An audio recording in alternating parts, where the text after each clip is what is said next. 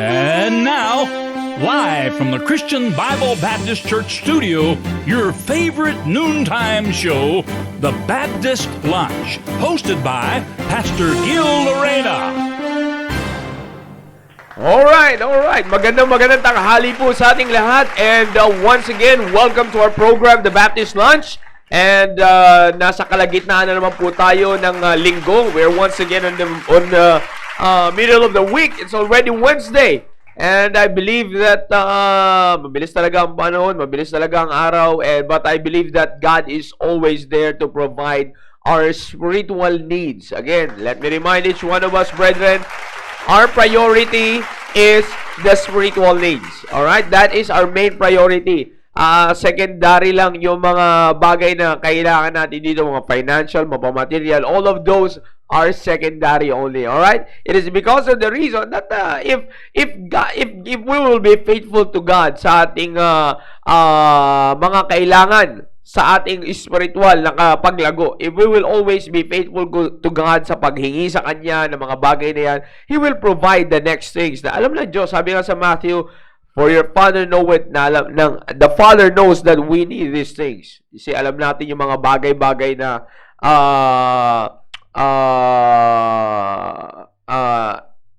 ay ibig ko sabihin ay alam ng Diyos yung mga pangangailangan natin sa araw-araw. Alright? Well, anyways, again, ay muli tayong dadako sa ating programa again in behalf of our main host, of course, no other than our pastor, Pastor Hill.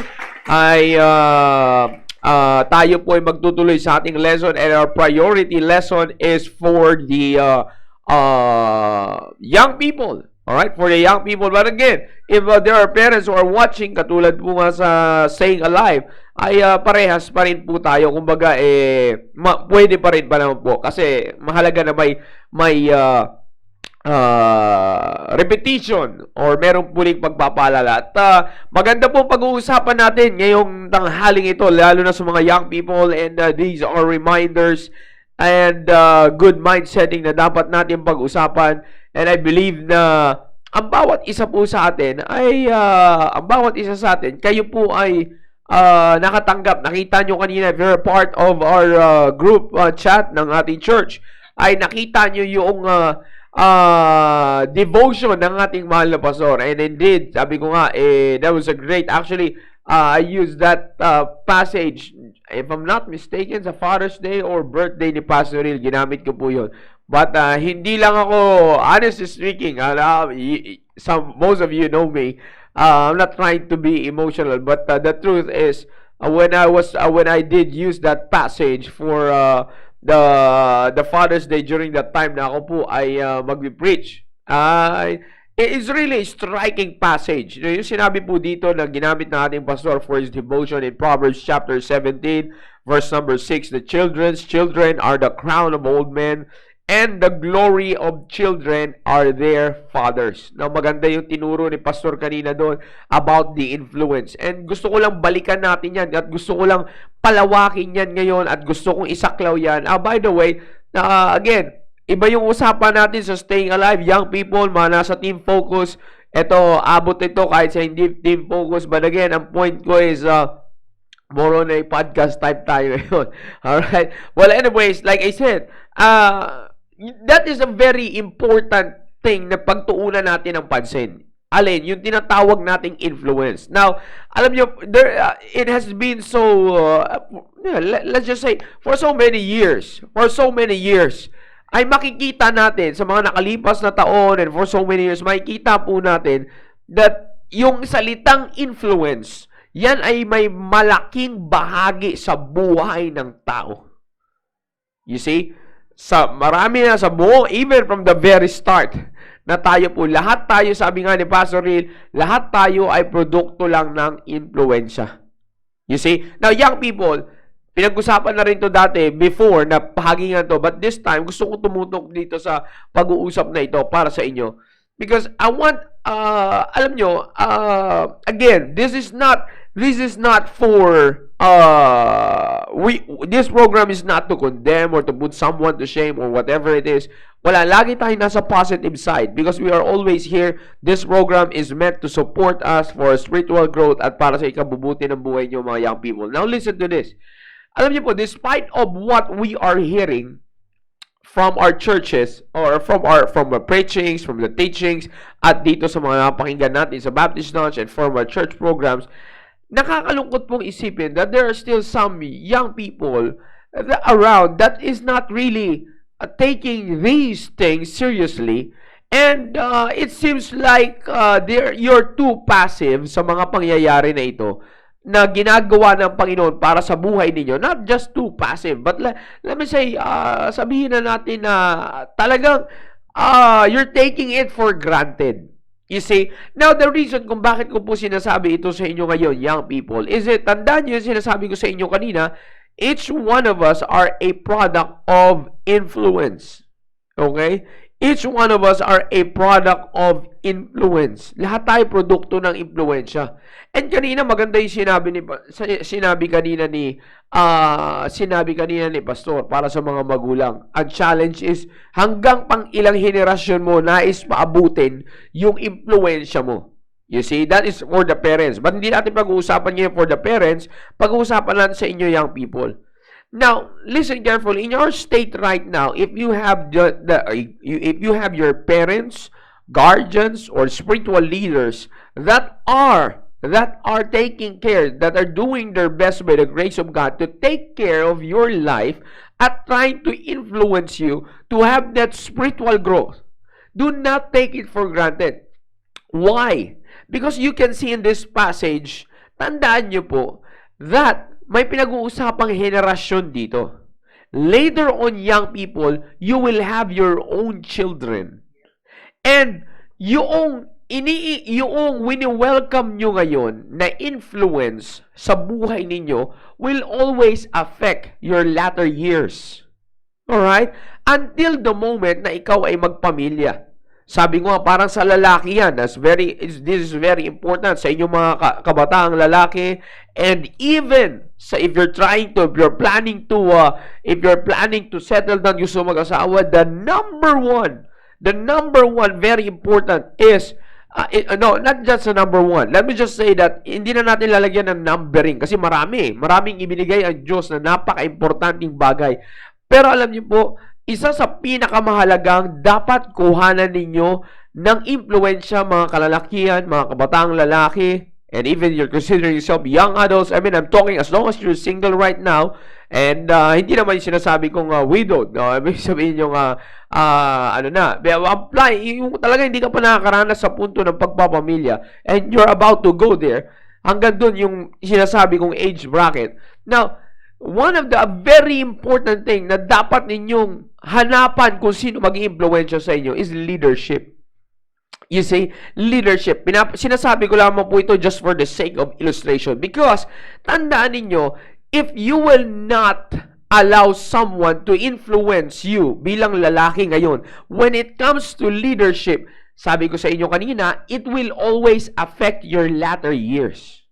You should not wait for that, sabihin na natin na sabi nga ng mundo, for that perfect or right moment na sabihin mo na doon ka magsiseryoso sa leadership, doon mo papasukin ang pag-leadership.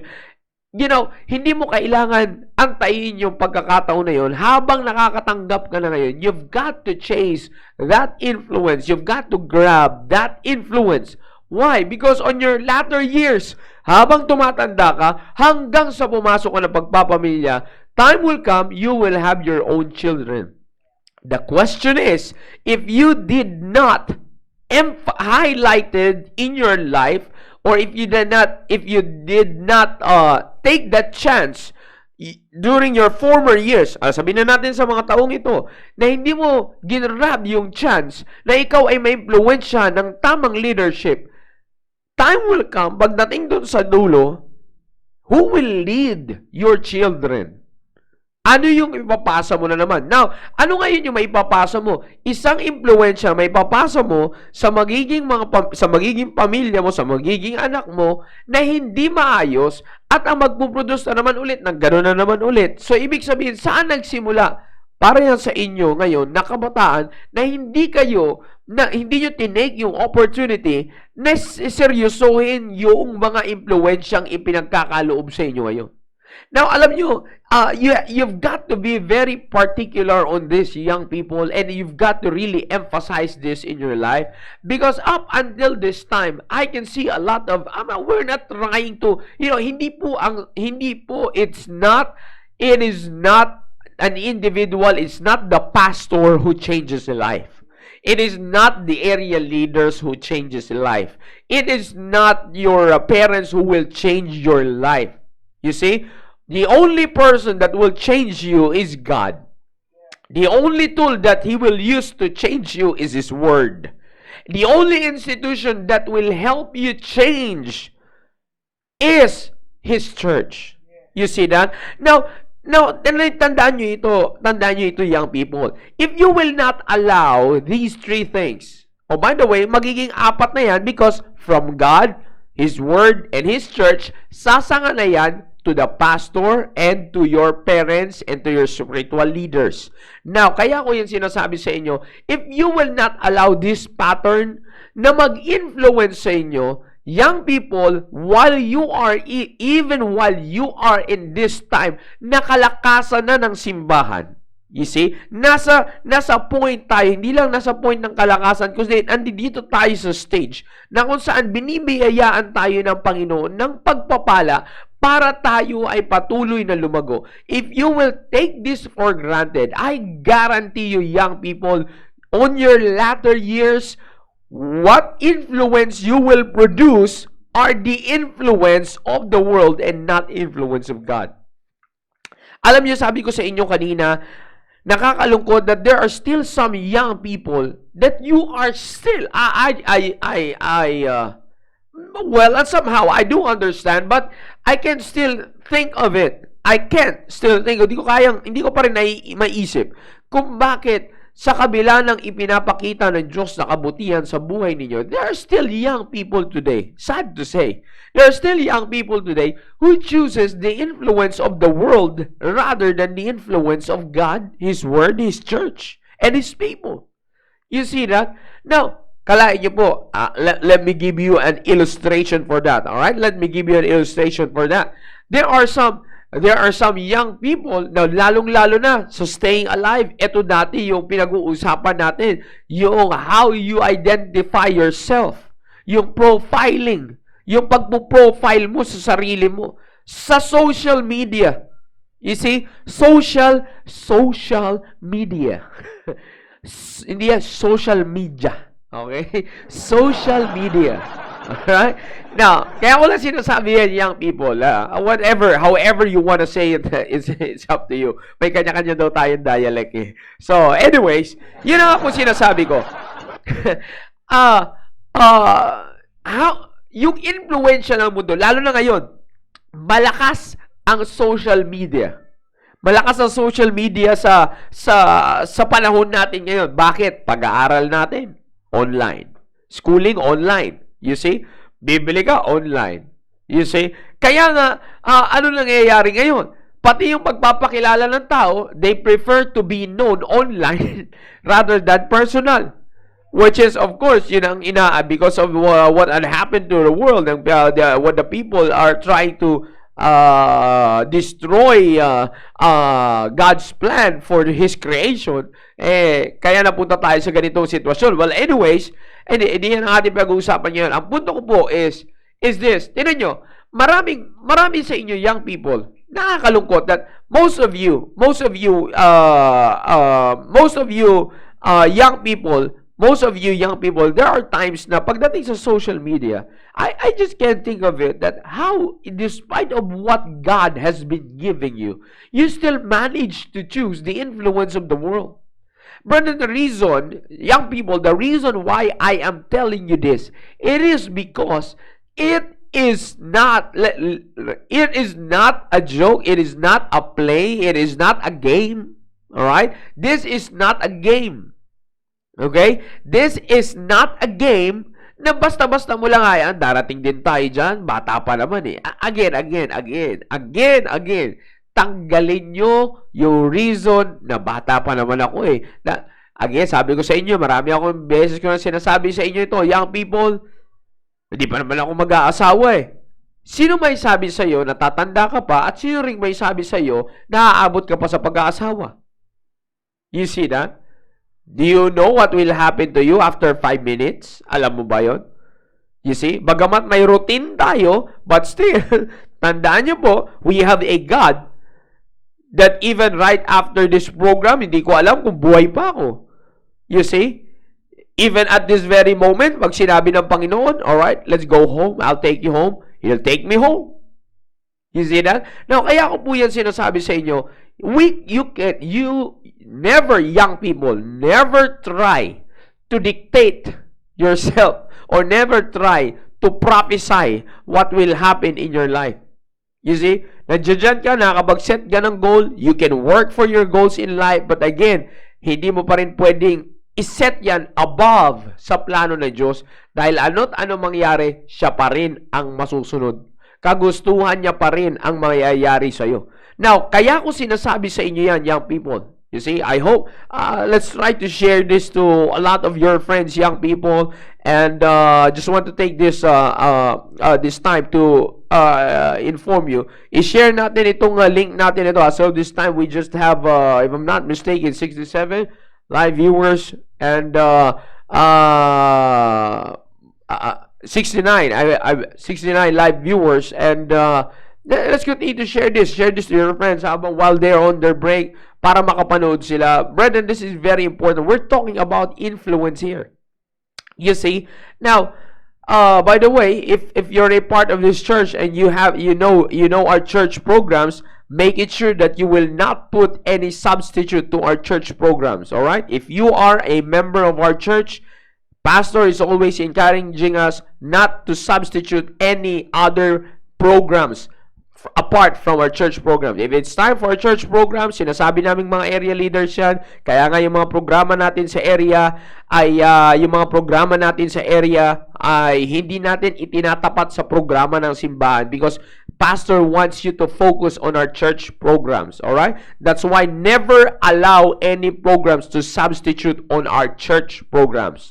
Lahat po ito ay nakaplano para sa paglago ng ating simbahan. Alright? I would just like to remind you. Sinabi ko rin po yan sa area namin South Border. So, just like to remind everyone. Now, let's continue. Share nyo po ito. Let's continue to share this. Now, again, young people, listen carefully. Listen carefully to this. And if there are some parents there, please listen as well so that you can remind our young people that this is not a game, young people.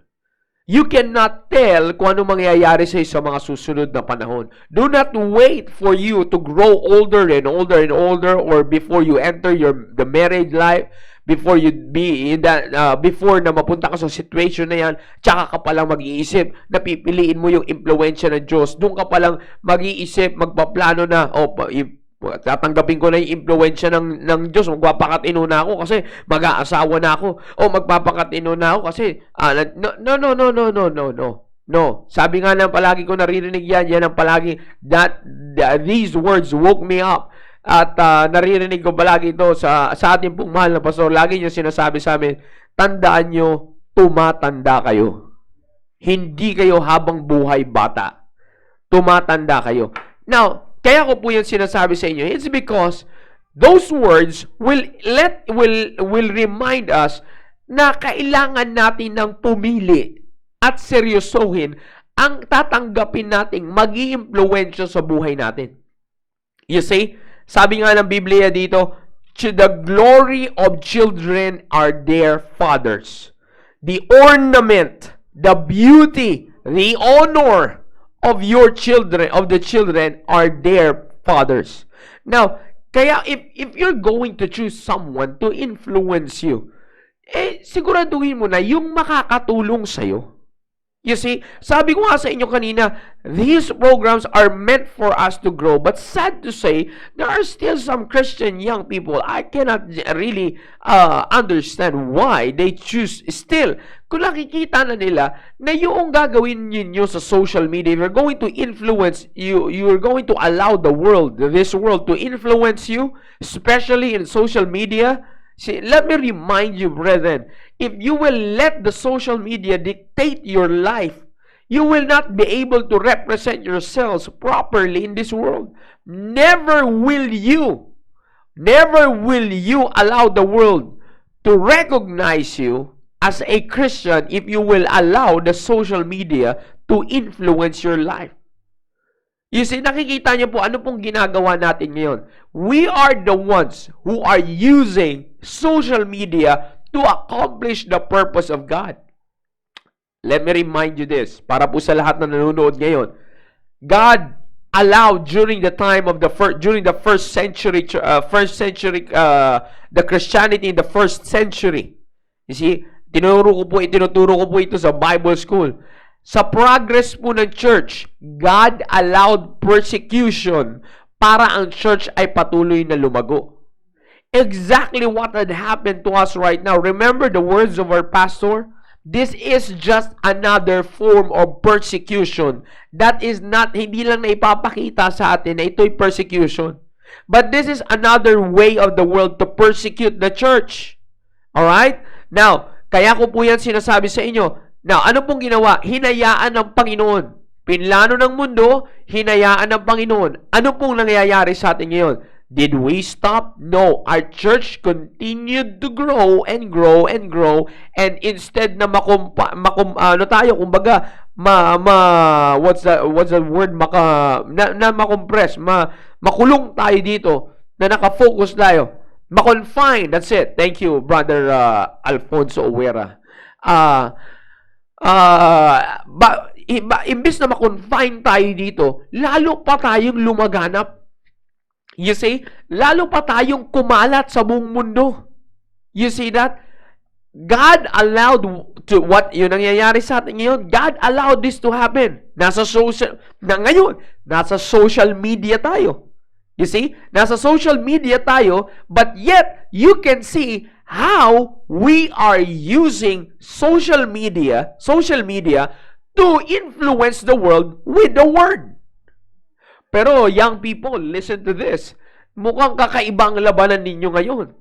Mukhang ang nangyayari is, despite of the church using the social media, what's happening to the young people today is that yung mga young people naman, nakakagulat, kung paanong mag-post ang mundo sa social media, ganun ka na rin magpakilala. Despite of what you've heard, if you're from the team focus, pinag-uusapan natin yan. If you're from the team preparation, tinuturo din yan dito na dapat magpahayag ka na ikaw ay magpaplanong mag-asawa. Dapat ang ipakilala mo sa mundo, makita sa iyo na ikaw ay talagang handa sa bagay na yan, ayon sa Biblia. So meron tayo lahat nais ipakita sa mundo.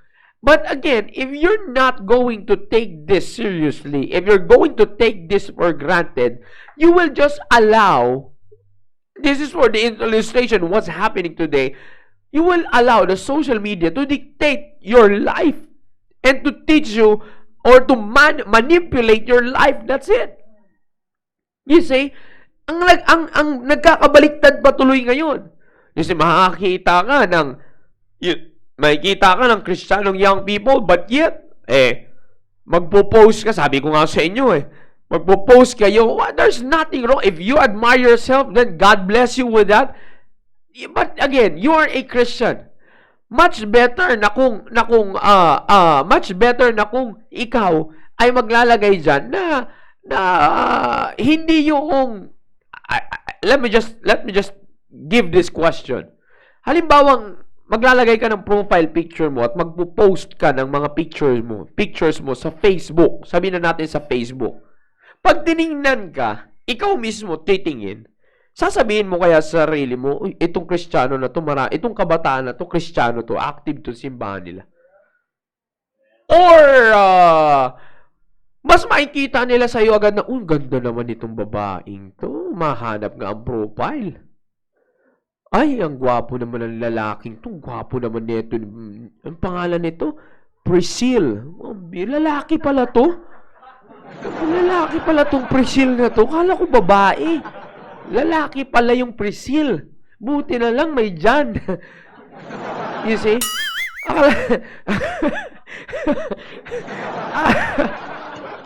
Kala ko nakalagay preacher dyan. Yung pala Priscille.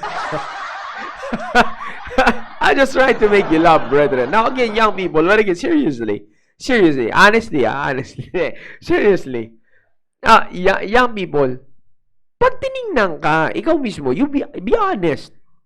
See, actually, ako, may nakakalimutan lang ako. May mga young people, may nakakarating na report sa amin from the area, hating gabi, aalis kayo sa bahay, pupunta kayo kung saan-saan, magmumotor kayo. But, where did you get that influence? I guarantee you it's not from God, from His Word, from His church, and from His people. That is from the world. You see that? Now, kaya nagkakaganon. May mga karinig kami, may sumunang magulang, ganito, ganyan, ganyan. You see, tapos makakita ka sa Facebook, oy, ganito yung post ng ganito, ganito, ganito. Ako po kasi, hindi ako pala browse ng Facebook. Nagbabrowse na ako ng Facebook for my area purposes. Pero yung magbabrowse talaga ako, bihira akong magbrowse. Maliban lang, nag-livestream lang ako sa Facebook kapag finals ng NBA. Ibig ko sabihin, kaya hindi ko minsan nakikita yan. Kaya huwag kayong masyadong mag-alala. Hindi kami yung tipo. Ang simbahan natin, hindi yung tipo na, nag-aanap na sino ba dito yung mga young people na, hanapin mo nga itong profile nito. Hindi tayo ganyan.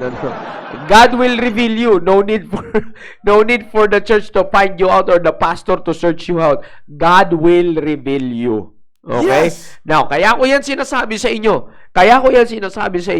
It's because, ang dapat na matutunan nyo, hindi yung magtago kayo, ay dapat wag nyo i-friend si ganito, sila sir ganito, ganyan, para hindi makita.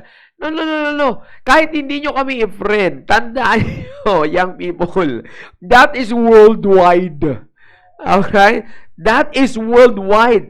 The point is, young people, listen to this. The point is, sabi nga namin sa iyo, paano mo gusto ipakilala ang sarili mo? And the whole point is, sinong nag-impluensya sa iyo to choose that? Will the world not glory? Will the world praise hindi yung puri na katulad sa Panginoon? But again, will the world admire? Let's just say admire your parents from raising you up sa pamamagitan ng pagpapakilala mo. Yan ang maganda. Tingin mo kaya ngayon, kung i-check mo yung latest post mo sa Facebook at kung anong ginagawa mo ngayon, hindi lang sa social media, kung anong ginagawa nyo ngayon, will the world say or spit out these kind of words? Nahubog ng maayos to ng magulang niya. Itong bata na to, na-train ang gusto ng magulang niya. Kitang-kita mo, kung babae, kitang-kita mo yung nanay niya sa kanya. Ang sipag sa bahay. Nagtatrabaho sa bahay. Kitang-kita mo yung tatay niya sa lalaking ito. Akalain mo, kung i-lead niya yung kapatid niya, kitang-kita mo yung tatay. Kung magsalita, kitang-kita mo yung tindig, kita mo yung tatay. Maliganda ng maliwanag, ha? Kita mo sa tatay dito sa anak na lalaki, ha? Baka mahirap niya. Kitang-kita mo yung nanay dito sa anak na lalaki na to. Pareha sila ng tindig, oh. Yung pala ba? Yung pala, pasiti ka palaypay yung anak. Na, pareha sila ng palda ng nanay niyo. Again, ang pinapunto natin dito is, amen, marami nag-share. Now, again, let's keep sharing this, brother. We still have time. Marami po akong sasabihin. Now, kaya ko po sinasabi sa inyo to. Yun ang sinasabi ko sa inyo. Halimbawa ngayon, pag-iisipan natin, alright? Halimbawa, ikaw ngayon, nanonood, nakatingin sa akin. Nakatingin din ako sa'yo. Ha? Bigyan ng jacket yan. Ibig ko sabihin, ikaw na nakatingin sa akin yan, nanonood ngayon. Kung nanonood ka man, o hindi ka na tumingin, tumingin mo na sa akin, sige lang. Ita ko, hindi mo tumagilid ka eh. O, balik mo muna yung mukha mo dito. Magkaibigan tayo. Kanina lang, may tinuturuan ako young people regarding the ministry. And I'm telling him, sabi ko, mahal kita, kapatid. At pag sabi nun, mahal niya Mahal niya rin daw ako, kaya kami na po. Hindi, lalaki, tinutukoy ko. Hindi, ibig ko sabihin, ito'y out of love, young people. Kaya wag nyo agad i-take, wag nyo ilagay sa isip nyo na negative agad. O, ito na naman, bibirahin na. Hindi naman kayo pakikialaman kung hindi kayo mahal. Nakuha niyo ba yun? Young people, the reason why we are doing you this, or kayo naman, tinan niyo po young people, kahit mga parents na nanonood ngayon, I do believe mag-agree kayo sa akin eh. Kaano-ano ko ba kayo? You see, kaano-ano ba kayo ni Pastor Hill?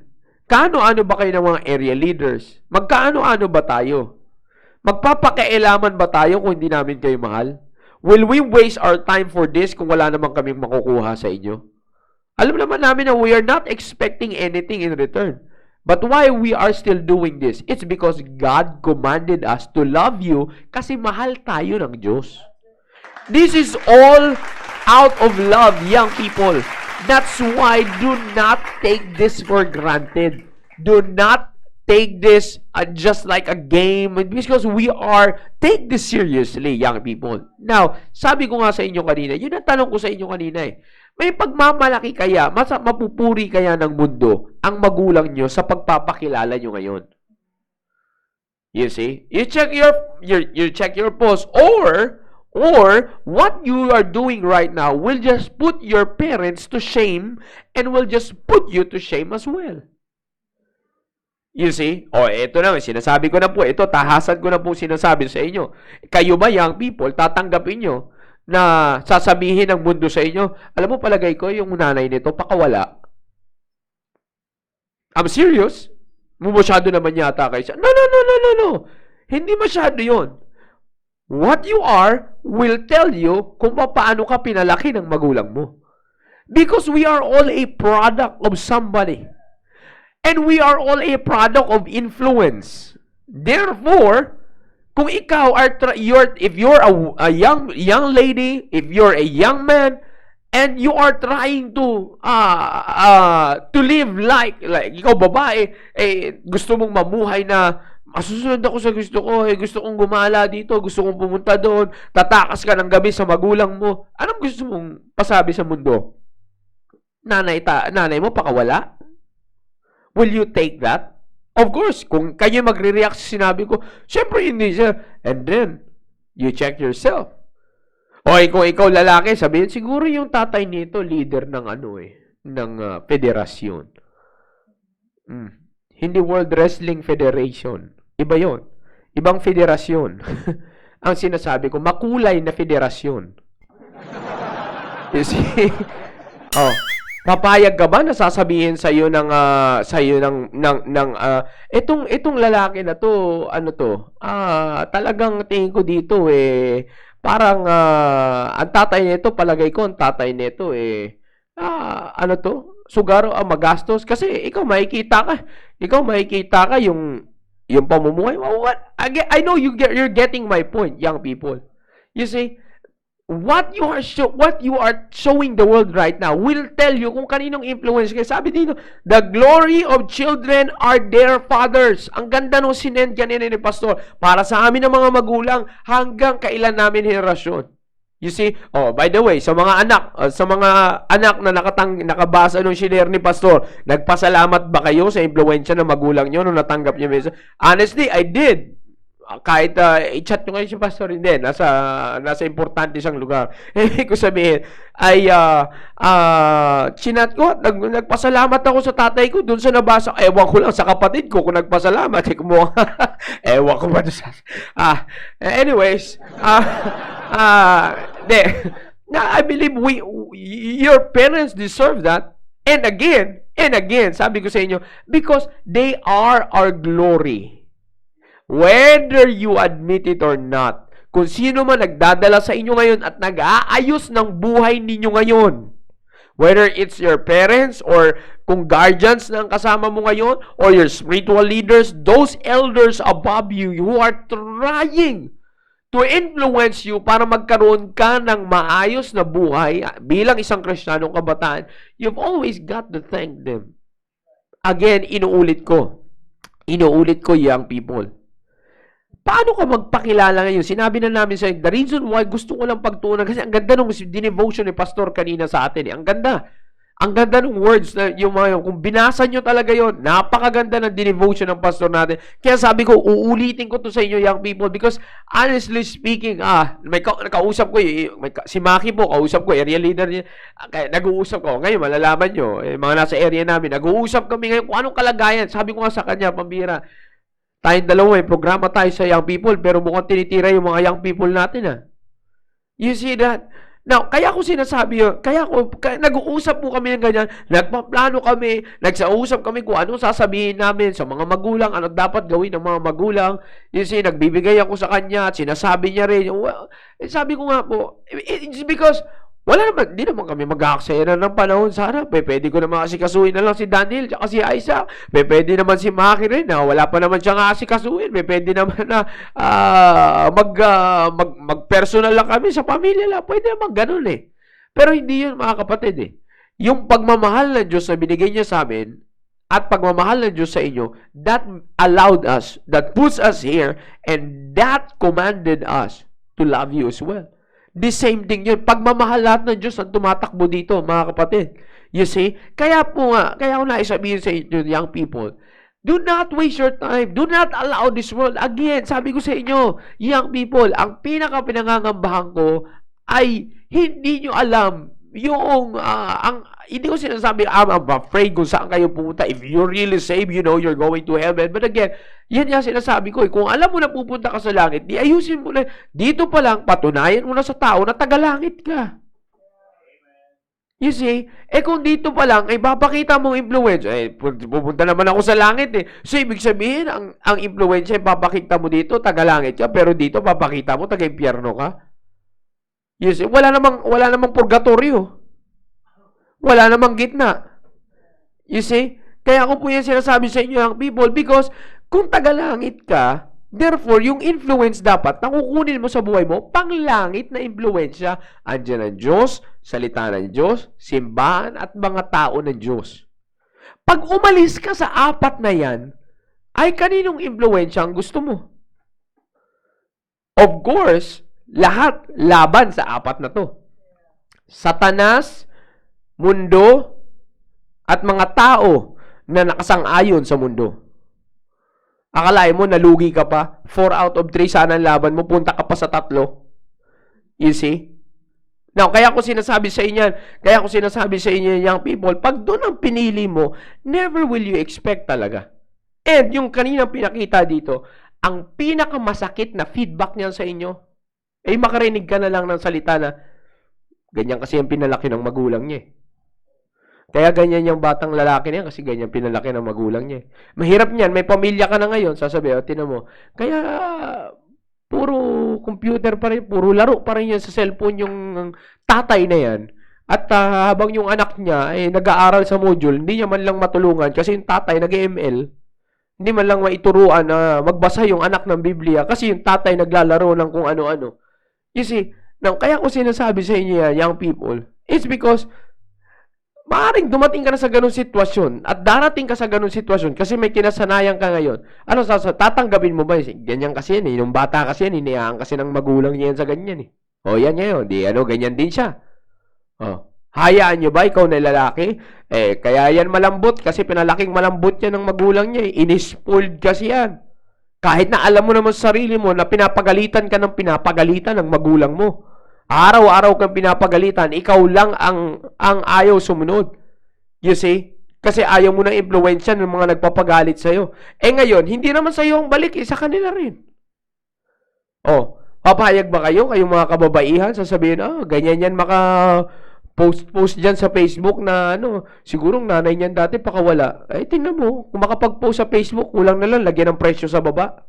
Or PM me for the price. Masakit? Alam nyo kung ano yung masakit? Ouch! You see? Eh, mas masakit pagka yung imahe ng magulang mo pumangit. Yun ang masakit. You see? Pero kung ikailay, yung masakit, mapalo sa puwet. Pero mas masakit yung pumangit, yung imahe ng magulang mo pumangit dahil sa pinipili mong impluwensya ngayon. Again, young people, inuulit ko, the glory of children are their fathers. Bagamat binanggit dito yung fathers, in general, hindi po masama na i-take natin na ang glory ng mga kabataan ay ang kanilang magulang. The point is, kaya mo kayang patunayan yan ngayon. Kaya mo kayang patunayan yan ngayon. Sabi ko nga sa inyo, young people, dugtong-dugtong tayo eh. Yung tinuturo sa simbahan, applicable sa pamilya, applicable sa individual. Sumanga sa programa ng simbahan, bukas, staying alive. Tayo sa team focus, akalain nyo ngayon, in general kayo young people. Team focus at team prep, kasama kayo sa programang ito. Tapos, pagdating ng Huwebes at Biyernes, biglang magkakaroon ng biyak na programa specifically para sa inyo na rin. Akalain nyo yung pagpapalang yan mula sa Panginoon? Ay talaga nga naman, sabi nga sa kolokyal na pananalita, ay talaga na nga naman siniswerte ah. Oh, ay talagang tindi ng swerte ah. Oh, you see? Ay talagang ganun po, matindi ang pagpapala na meron kayo young people. You see, hindi yan matatawaran ng anumang bagay sa mundong ito. Ng anumang halaga sa mundong ito. Hindi lahat, ay kasi kung merong makakatawa dyan, eh dapat lahat nag-i-enjoy ng pagpapala na ini-enjoy nyo sana ngayon.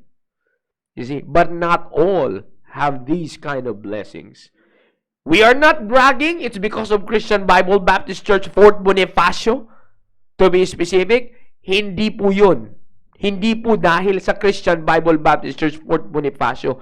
Ginagamit lang tayo ng Diyos. Sabi ko nga sa inyo kanina, channel yan eh. Diyos, salita ng Diyos, simbahan at tao ng Diyos. Nasa baba pa tayo. Ang pinag-uusapan natin yung pinakapuno, Diyos. Sa Diyos lahat ng galing ito. Kaya young people, ngayong tanghaling ito, siyasatin mo ulit sarili mo. Siyasatin nyo ulit sarili mo bago ka pumasok sa pag-aasawa, bago ka sumuntong sa lugar na ikaw ay sa panahon na ikaw ay maghahanda na para sa pag-aasawa. Tinutukoy ko kung ikaw ay nasa teenage years or young adult, nandiyan ka sa panahon na yan, kahit kayong mga juniors, nais kong sabihin sa inyo, sa oras na ito, siyasatin nyo ulit kaninong impluwensya ang gusto ninyong ipamuhay. But again, sabi ko nga sa inyo, it will always affect your latter years. Laging pupunta yan sa dulo. Kaya para gusto mong maayos na dulo, ayusin mo na ngayon. Patunayan mo that your glory is in your parents. That your parents beautifies ang mga magulang mo ang nagpapaganda ng buhay mo. Patunayan mo yan sa mundo.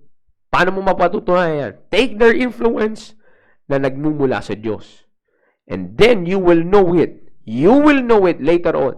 Makakarinig ka na lang ng mga salitang, ang galing ng magulang nito. You see? Bakit? Hindi sa gusto mong ipagyabang sila, but you know, we have these words na it is really something that you have to be proud of. That you will be proud of. Na merong magulang, godly parents na nagpalaki sa iyo at nag-influensya sa iyo para tumino ang buhay mo. Anong pinaka-main result? Darating ka sa punto, darating ka sa pagkakataon ng buhay mo na yung magiging pamilya mo rin ay matuturuan mo at mai-influensyahan mo kung paano ka in-influensyahan ngayon ng magulang mo. Just do not take it for granted.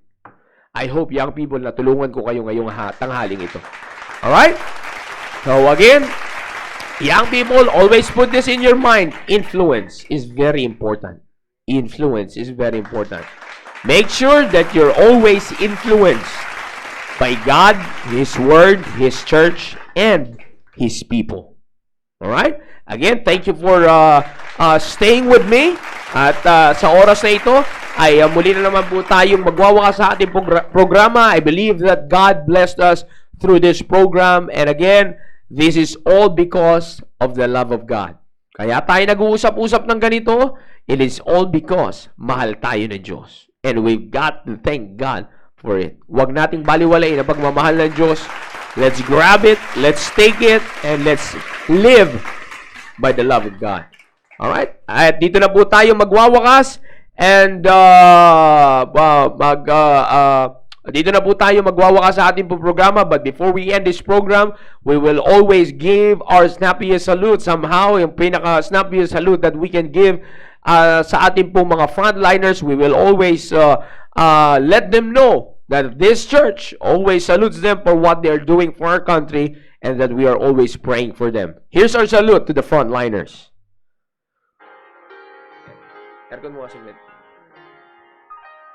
What this dying world could use is a willing man of God who dares to go against the grain and works without applause.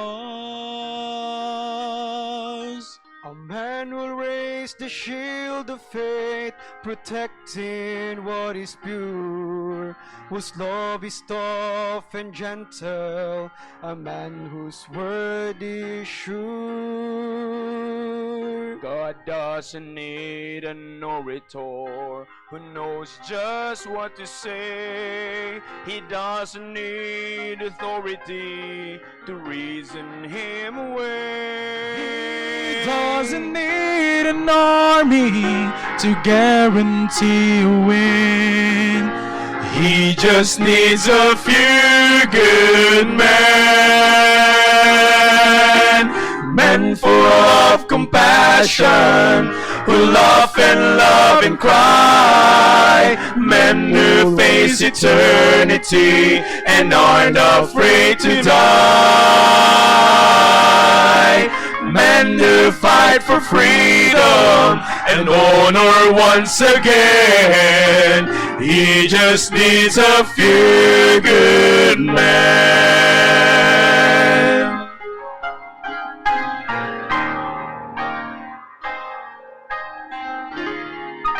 He calls the broken derelict, whose life has been renewed.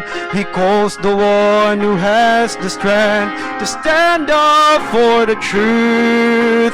Enlistment lines are open, and he wants you to come in. He just needs a few good men. Men full of compassion, who laugh and love and cry. Men who face eternity and aren't afraid to die. Men who fight for freedom and honor once again. He just needs a few good men. Men full of compassion. Alright, hindi po ay pinapaalalahanan ko po bawat isa that let's get excited for another hallelujah service mamaya po. And let's make it sure na tayo po ay patuloy na mag-i-invite ng mga tao for our service. Let's work on getting more people to Christ, and let's work on adding more people sa kingdom ng Panginoon. God bless you all. Stay safe, fit and healthy.